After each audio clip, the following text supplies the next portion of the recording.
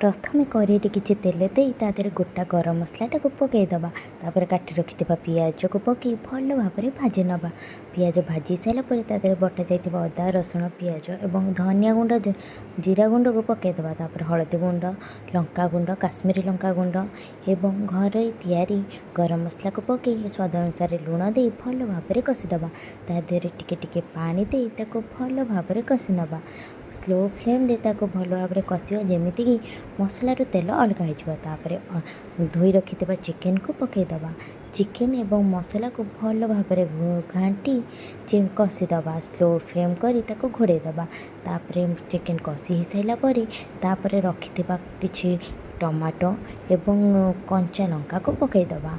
कंचा लंका एवं टमाटो को पकई ताको घाटी सारा पर छणा जाइथिबा आलू को पकईदबा।